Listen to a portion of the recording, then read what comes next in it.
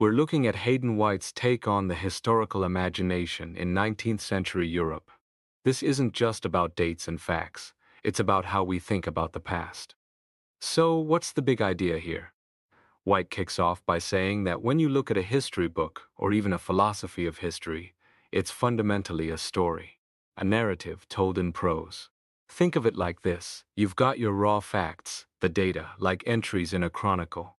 Then you have the theories, the concepts the historian uses to explain things.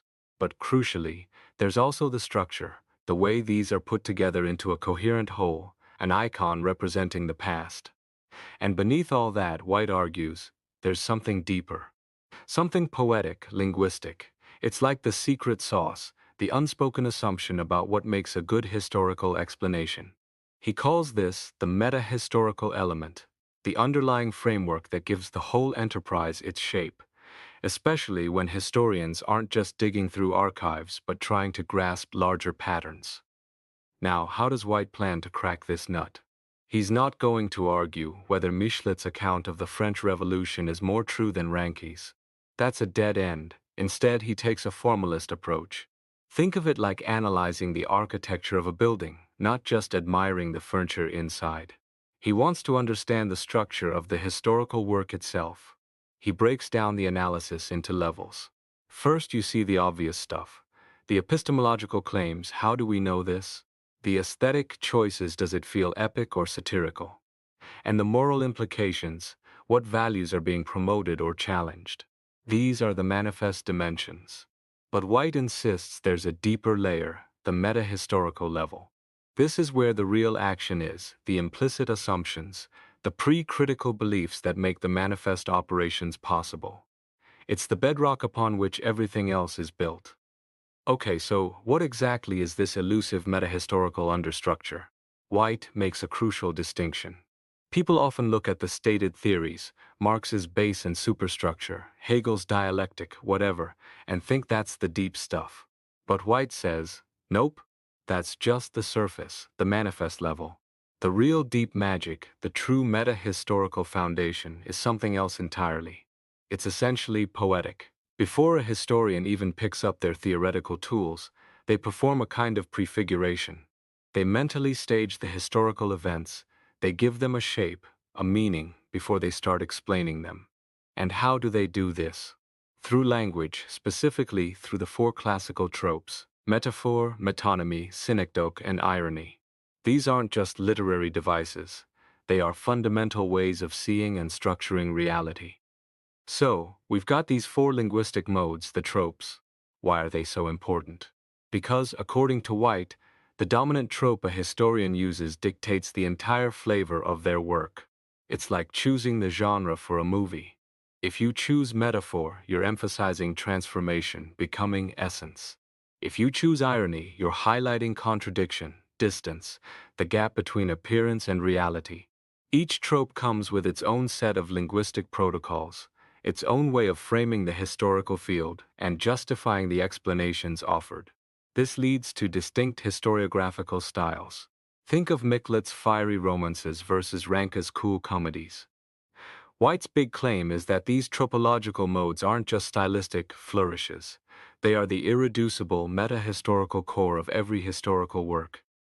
They are the silent philosophies of history that make the work tick. Now, what about the philosophers of history? Figures like Hegel, Marx, Nietzsche, Croce? White argues they weren't really breaking new ground in terms of content compared to the great historians like Michelet or Tocqueville. Their difference was mainly one of emphasis. The historians had these powerful, implicit poetic visions. The philosophers took those visions and laid them bare, systematically defended them, and made them explicit. Think of it like this: the historian paints a vivid picture using a certain palette. The philosopher then writes an essay analyzing the color theory and artistic principles behind that painting. And why were the philosophers so good at spotting this linguistic underpinning? Because many of them were also philosophers of language. They understood that in any field that hasn't fully become a hard science, our thinking is inevitably shaped by the language, the tropes, we use to describe it. They might have tried to distance themselves from linguistic determinism, but they knew the score.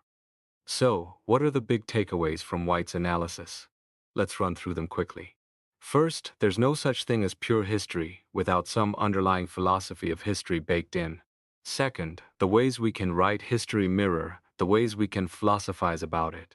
Third, these methods aren't just arbitrary, they formalize earlier poetic insights. Fourth, and this is key, there's no objective proof that one way of doing history is inherently more realistic than another. Fifth, because of this, we're stuck having to choose between different interpretive strategies. Sixth, when we make that choice, the best reasons are often aesthetic or moral, not purely about what's scientifically provable.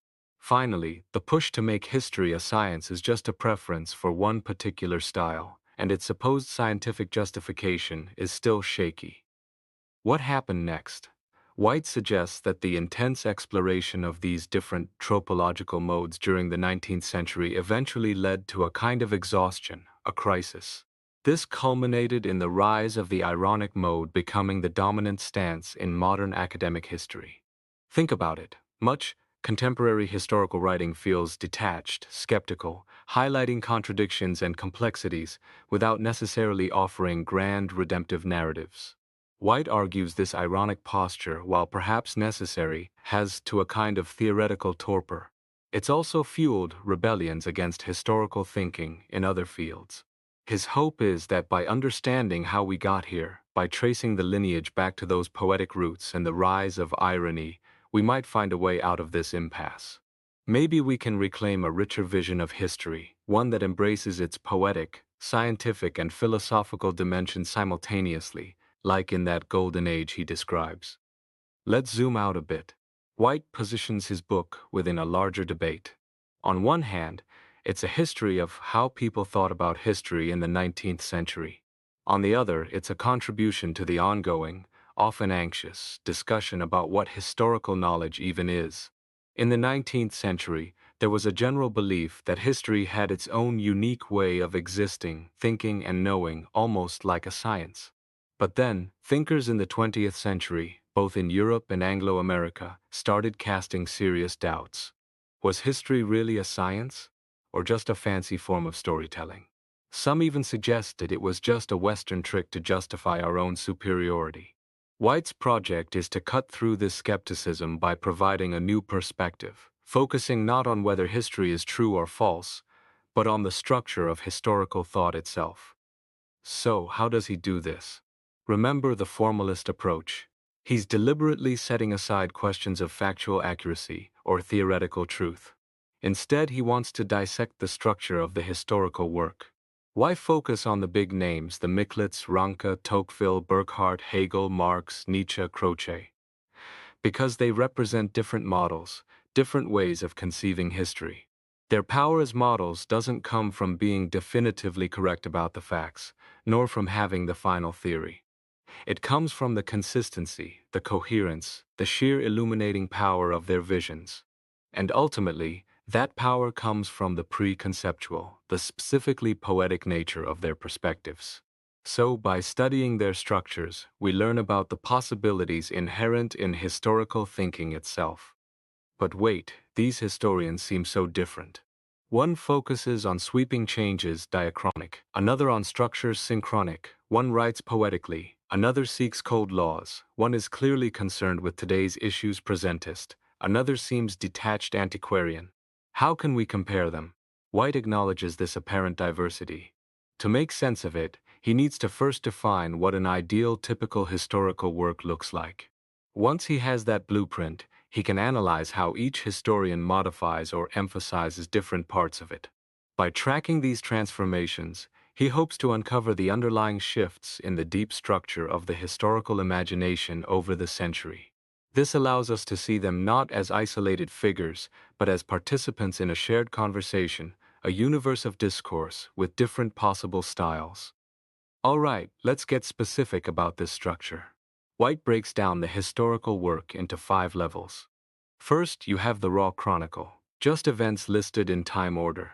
Then, the historian turns this into a story by adding motifs. An inaugural event marks a beginning, transitional events build tension, and a terminating event provides a resolution or pause. This gives the sequence a shape.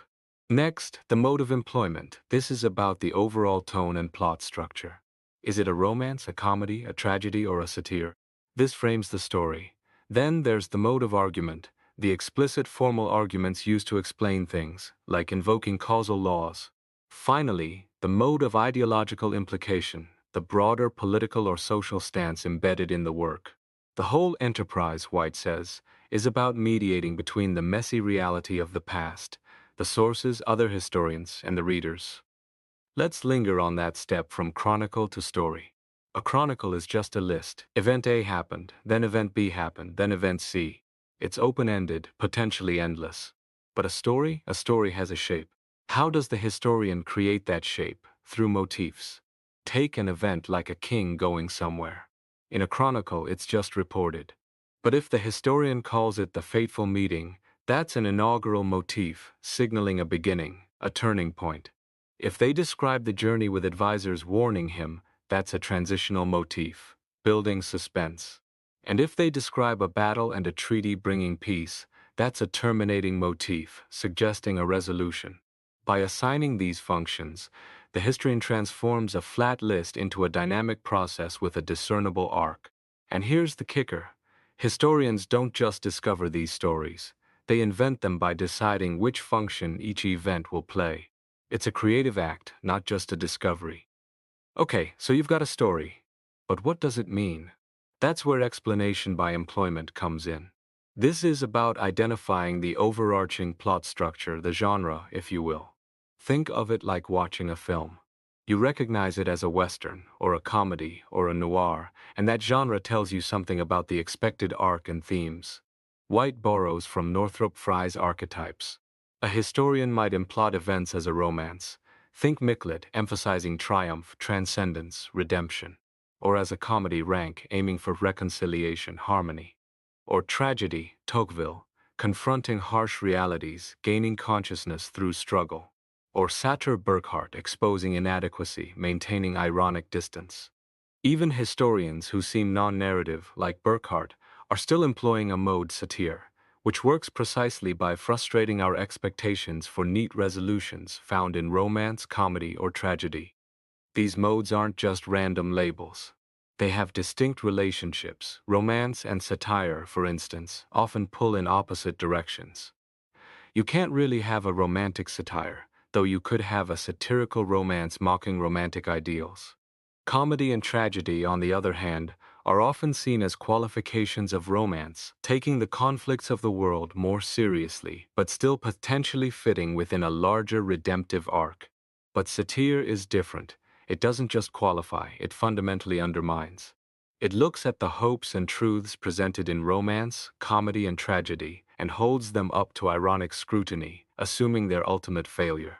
Satire signals a weariness, a sense that the world is old, that sophisticated explanations are failing us, and perhaps prepares us for a return to simpler mythic ways of seeing. Beyond the narrative framing, there's another level, explanation by formal argument. This is where historians try to explain the point of it all using explicit, logical arguments, often resembling scientific explanation. Think nomological deductive reasoning. You posit a universal law like Marx's base superstructure theory, apply it to specific conditions, and deduce the outcome. This is different from just saying the story is a tragedy. While you could try to explain a tragic story by invoking laws of human nature, this formal argument aims for something more systematic. The key difference between history and the sciences, White notes, is that historians haven't agreed on what counts as a valid historical law or explanation. Science eventually reached consensus on its methods. History remains in a state of conceptual anarchy on this front. Because historians disagree on what counts as a good explanation, White turns to Stephen Pepper's idea of world hypotheses to categorize the different approaches. Think of these as different lenses for viewing reality. First, formism. This focuses on the unique qualities of individual events or people. Think Herder or Carlyle, emphasizing vividness, color, the particularity of each moment. The goal is to highlight difference, not find overarching laws. Then there are other paradigms mentioned briefly. Organicism sees things as integrated systems. Mechanism views events as caused by external forces, and contextualism insists on understanding things only in relation to their surroundings. White uses formism as an example to illustrate how the choice of explanatory paradigm reflects a deeper view of what reality is like and what the historian's job entails. So, wrapping up this initial dive into White's work, the core message is that beneath the surface of historical narratives, theories, and arguments lies a fundamental poetic structure. Our understanding of the past is always mediated through language, through tropes like metaphor and irony. History isn't just science or art, it's inseparable from the linguistic frameworks we bring to bear on it. Recognizing this, especially the pervasive influence of irony in modern thought, helps us understand both the power and the limits of historical inquiry. It's a reminder that how we tell the story of the past is as crucial as what we claim happened.